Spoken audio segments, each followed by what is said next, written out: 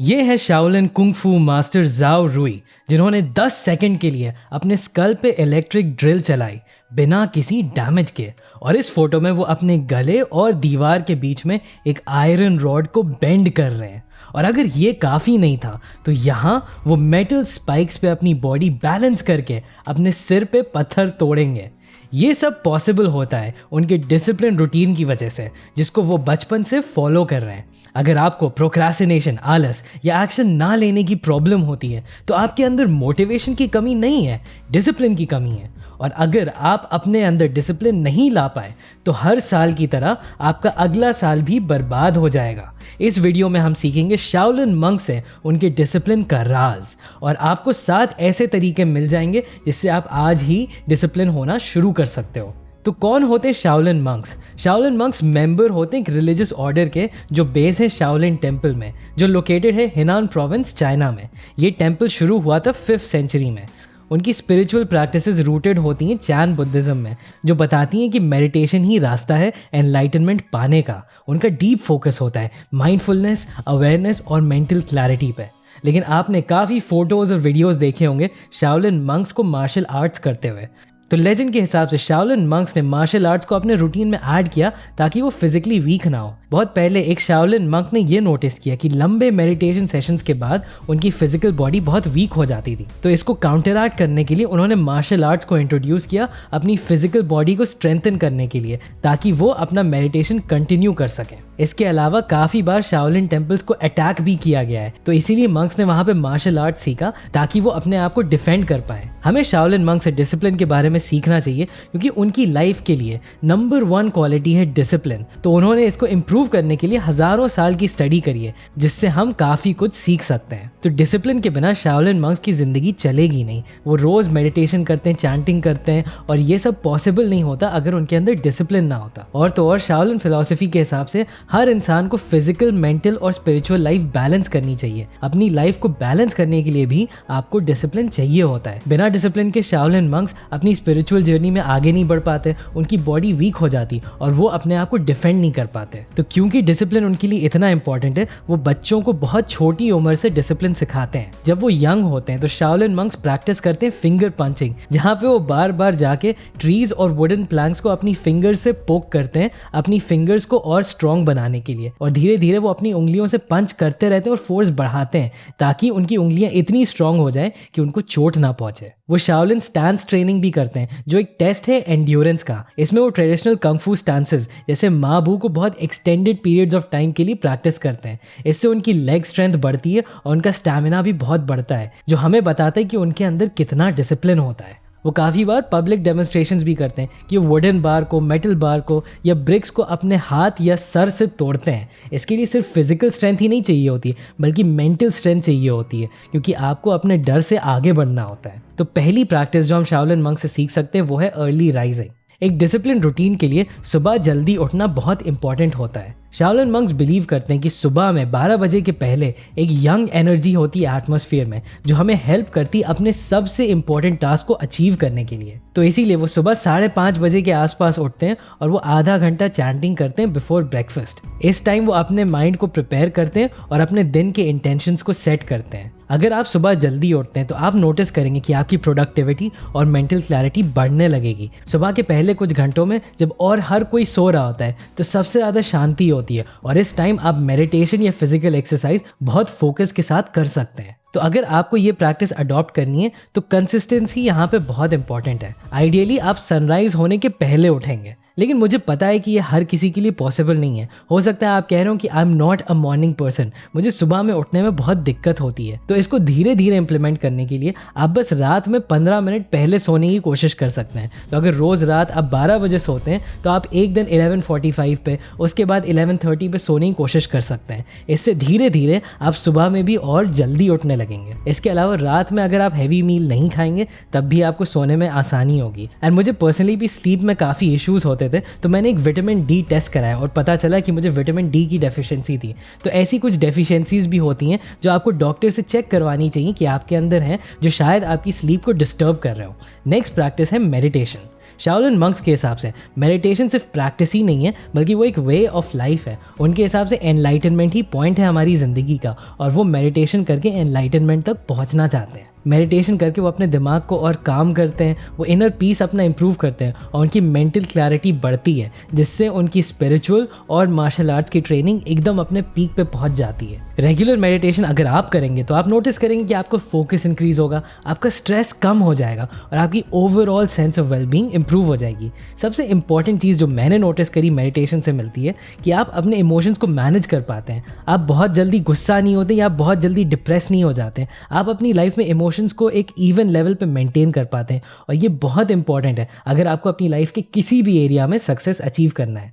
तो meditation start करने के लिए आपको एक क्वाइट स्पेस चाहिए होती है, जहाँ पे आप अनडिस्टर्ब्ड कुछ टाइम के लिए बैठ पाएं। मैं रेकमेंड करूंगा कि आप शॉर्ट टाइम से शुरू करें, मान लीजिए 5 मिनट, और धीरे धीरे उसको बढ़ाएं। अब मेडिटेशन करने के बहुत सारे तरीके मैंने एक्सपेरिमेंट किए हैं। मेरे हिसाब से सबसे आसान तरीका है, इसको कहते हैं ट्रांसेंडेंटल मेडिटेशन। इसमें आप बस एक वर्ड पे फोकस करते हैं और धीरे धीरे उसको अपने मन में रिकॉल करते रहते हैं। इसके बारे में आपको यूट्यूब पे काफ़ी इन्फॉर्मेशन मिल जाएगी। अब हो सकता है आप कहते हो कि मेडिटेशन बहुत मुश्किल है, मैं जब भी कोशिश करता हूँ मुझसे हो नहीं पाता है, मेरा दिमाग इधर उधर भागता रहता है। तो इससे आपको डरने की ज़रूरत नहीं है, ये बहुत कॉमन मिसकंसेप्शन होता है। लोग सोचते हैं कि मेडिटेशन में आपको अपना दिमाग एकदम खाली कर देना होता है।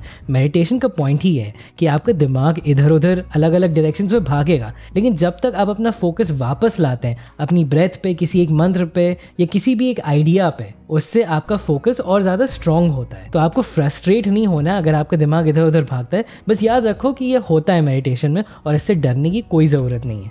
नेक्स्ट प्रैक्टिस है फिजिकल एक्सरसाइज। जैसा कि मैंने आपको शुरू में बताया था, क्योंकि शाओलिन मंक्स इतनी देर देर तक बैठ के मेडिटेशन करते हैं, इसीलिए वो फिजिकल एक्सरसाइज भी साथ साथ में रखते हैं ताकि उनकी बॉडी फिजिकली स्ट्रांग हो। उनका मानना है कि आपकी माइंड और बॉडी दोनों बहुत इंपॉर्टेंट है, और एक को स्ट्रांग बनाने से दूसरा भी स्ट्रांग होता है। तो इसीलिए वो मार्शल आर्ट्स करते हैं लड़ाई सीखने के लिए नहीं, बल्कि अपना डिसिप्लिन, रेजिलियंस और फोकस बढ़ाने के लिए। तो सबसे इंपॉर्टेंट चीज़ फिजिकल एक्सरसाइज के बारे में जो हम शाओलिन मंक से सीख सकते हैं वो ये है कि वो अपने आप को हमेशा पुश करते हैं। वो धीरे धीरे अपने लिए एक्सरसाइज हार्ड बनाते हैं। ऐसे मैंने आपको शुरू में बताया कि फिंगर पंचिंग जब वो प्रैक्टिस करते हैं तो वो धीरे धीरे उसका फोर्स बढ़ाते जाते हैं। वैसे ही मैं ये नहीं कह रहा हूँ आपको किसी पेड़ को जाके पंच करना चाहिए, लेकिन जो भी आप एक्सरसाइज करते हैं, चाहे रनिंग हो चाहे वेट लिफ्टिंग हो, उसको आपको धीरे धीरे अपने लिए और मुश्किल बनाना होता है। इसको वेट लिफ्टिंग में प्रोग्रेसिव ओवरलोड भी कहते हैं, और ये बहुत इंपॉर्टेंट है अगर आपको फिजिकली और मेंटली स्ट्रांग बनना है। इसके साथ साथ फिजिकल एक्सरसाइज के बेनिफिट्स तो बहुत सारे हैं। ये आपका एंड्योरेंस बढ़ाता है, आपकी बॉडी को स्ट्रेंथन करता है,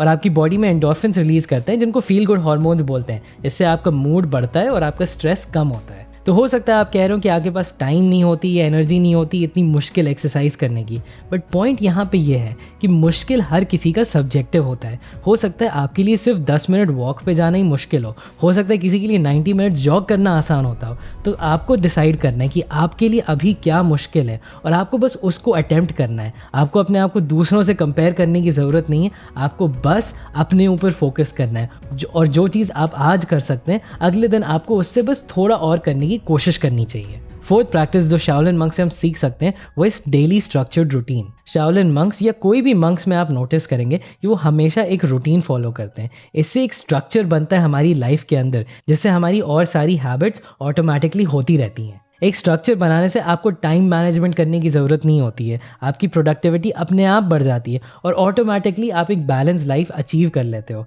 एक चीज़ होती है जिसको बोलते हैं डिसीजन फटीग। अगर आप रोज़ सुबह उठ के डिसाइड करते हैं कि आज मैं ये करूँगा, फिर मैं ये करूँगा, फिर मैं वो करूँगा, इससे आपकी डिसीजन मेकिंग पावर कम होती जाती है और दिन के एंड तक आपकी विल पावर बचती ही नहीं है। इसीलिए जितनी चीज़ें आप एक रूटीन में डाल पाएंगे, जितना आप उसको ऑटोमेटिक बना पाएंगे, उतना वो आपके लिए और आसान हो जाएगा। शाओलिन मंक्स का दिन मेटिकुलसली प्लान्ड होता है। वो जिस भी आश्रम या टेम्पल में रहते हैं वहाँ पे स्पेसिफिक टाइम होता है ट्रेनिंग का, मेडिटेशन का, खाना खाने का और रेस्ट करने का। इसका ये भी बेनिफिट होता है कि वो जो भी काम करते हैं उसको अपना पूरा अटेंशन दे पाते हैं। अब हो सकता है कि आप सोच रहे हो कि मेरा दिन बहुत अनप्रिडिक्टेबल होता है। हो सकता है आपकी फैमिली हो या हो सकता है आप कॉलेज में हो जहाँ कभी भी कोई भी क्लासेस हो जाती हैं। तो ये बात ऑब्वियस है कि अगर आप एक टेम्पल या आश्रम में नहीं रह रहे हो तो इतना स्ट्रक्चर लाना मुश्किल होता है। लेकिन आइडिया ये है कि एटलीस्ट अगर आप एक मॉर्निंग रूटीन बना पाए कि सुबह उठ के 1 घंटा आप सेम चीज़ करें, तो वो ऑलरेडी आपके लिए बहुत ज़्यादा बेनिफिशियल होगा। तो एक रूटीन बना लो कि सुबह उठ के 10 मिनट बाद मैं थोड़ी एक्सरसाइज करूँगा, इतनी देर मेडिटेशन करूँगा और फिर मैं अपना खाना खाऊँगा। अगर आप कोई भी ऐसा बेसिक रूटीन बना लें तो वो आपके लिए बहुत यूज़फुल होगा। नेक्स्ट प्रैक्टिस इतनी सिंपल है जो आपको ऑटोमेटिकली हेल्दी भी बना सकता है, आपका वेट लॉस भी कम कर सकता है और आपका ओवरऑल लाइफ एंजॉयमेंट बढ़ा सकता है, और वो है माइंडफुल ईटिंग। शाओलिन मंक्स खाने को भी एक स्पिरिचुअल प्रैक्टिस की तरह देखते हैं। वो जब भी खाना खाते तो वो उसको पूरा अपना अटेंशन देते हैं, क्योंकि वो खाने की रिस्पेक्ट करते हैं और वो ग्रेटफुल फील करते हैं न्यूट्रिशन के लिए। जब आप बिना टीवी देखे कोई भी एंटरटेनमेंट देखें, बस खाने पे फोकस करते हैं, धीरे धीरे च्यू करते हैं, कहा जाता है 32 टाइम्स तक च्यू करना चाहिए। जब आप ये करते हैं तो आपका डाइजेशन इंप्रूव होता है, आप ऑटोमेटिकली कम खाना खाने लगते हो और आप अपनी मील्स को और एंजॉय भी करते हो। अब हो सकता है आप सोच रहे हो कि मेरे पास 20 मिनट नहीं है ऐसे खाने के, मुझे काम के बाद छोटा सा लंच ब्रेक मिलता है, मुझे जल्दी जल्दी खाना होता है, तो वो बात मैं समझ सकता हूँ। आपको एटलीस्ट कोशिश करनी चाहिए कि दिन का एक मील आप माइंडफुली खाओ, आप कोई भी डिस्ट्रैक्शंस ना रखो अपने साथ और धीरे धीरे अच्छे से चबा के अपने खाने पे फोकस करो। दिन में एक टाइम भी अगर आप ये करोगे तो ये आपके लिए एक मेडिटेटिव प्रैक्टिस की तरह होगा और आप अपने आप अपनी लाइफ में बेनिफिट देखने लगोगे। फिर आपको खुद ही मन करने लगेगा माइंडफुल ईटिंग करने का और आपको अपने आप को फोर्स करने की ज़रूरत नहीं पड़ेगी। नेक्स्ट प्रैक्टिस है कंटिन्यूअस लर्निंग। अगर आप ये चैनल देख रहे हो तो आप ऑलरेडी इस चीज़ में बिलीव करते हो। शाओलिन मंक्स भी यही करते हैं कि हमें कंटिन्यूअसली अपना माइंड चैलेंज करना चाहिए, नई स्किल्स सीखनी चाहिए और अपने आप को इम्प्रूव करना चाहिए। वो कहते हैं कि नोबडी कैन मास्टर कंग फू इन वन लाइफ टाइम। इसका मतलब है कि वो हमेशा सीखते रहते हैं और वो कभी भी ये नहीं सोचते कि अब मैं मास्टर बन गया और अब मैं कुछ नहीं करूँगा। तो आपको अपने डेली रूटीन में कहीं ना कहीं लर्निंग ऐड कर लेना चाहिए। सबसे सिंपल जगह है कि आप कोई भी एक बुक चूज़ कर लो और उसको रोज़ 5 मिनट पढ़ा करो, या आप कोई नई लैंग्वेज सीख सकते हो या कोई नई हॉबी सीख सकते हो। जितना आप अपने आप को फोर्स करोगे नई नई चीज़ें सीखने का, उतना आपको सीखने में भी मज़ा आने लगेगा और आपका डिसिप्लिन भी इम्प्रूव होता जाएगा। आपका गोल ये नहीं होना चाहिए कि आप एक रात में एक्सपर्ट बन जाओ या आप एक महीने में सबको इम्प्रेस कर दो। गोल बस ये है कि आप कंटिन्यूअसली इम्प्रूव करते रहो, क्योंकि हमारी ज़िंदगी का पॉइंट ही ये है कि हम इम्प्रूव करते रहें। और लास्ट प्रैक्टिस जो सबसे ज़्यादा पावरफुल हो सकती है आपके लिए अगर आप इसको अडॉप्ट करें, वो है मिनिमलिज्म। मिनिमलिज्म का मतलब है कि आपकी जितनी ज़रूरत हो आप उतना ही यूज़ करो और कभी भी किसी चीज़ को वेस्ट ना करो। ज़बरदस्ती आपको मटेरियल पोजेशंस के पीछे भागने की या चीज़ों को ख़रीदने की ज़रूरत नहीं है। आपको जो चाहिए अपनी ज़िंदगी अच्छे से जीने के लिए, बस उतने पे ही फोकस करो। ये फ़िलॉसफी अगर आप अपनी लाइफ में अडॉप्ट करते हो तो आपका स्ट्रेस कम हो जाएगा, आपका फोकस बढ़ जाएगा और आपके लाइफ में जो चीज़ें हैं उनके लिए आपका अप्रिसिएशन बढ़ जाएगा। कोई भी चीज़ दुनिया में ऐसी नहीं होती जो हम मरने के बाद ले जा सकते हैं, तो इसीलिए फिजिकल चीज़ों को इतनी इंपॉर्टेंस नहीं देनी चाहिए। हमको अपने माइंड पे, अपनी रिलेशनशिप्स पे, अपनी स्पिरिचुअल लाइफ पे ज़्यादा फोकस करना चाहिए। तो ये करने के लिए बहुत सिंपल प्रैक्टिस है कि अपने रूम में, अपनी अलमारी में आप चेक करो कौन से ऐसी चीज़ें हैं जो आपने सालों से यूज़ ही नहीं की हैं, जो आप बस रखे हुए हो कि कभी यूज़ हो सकती हैं। इन चीज़ों को अलविदा कह दो, इनको किसी को दे दो,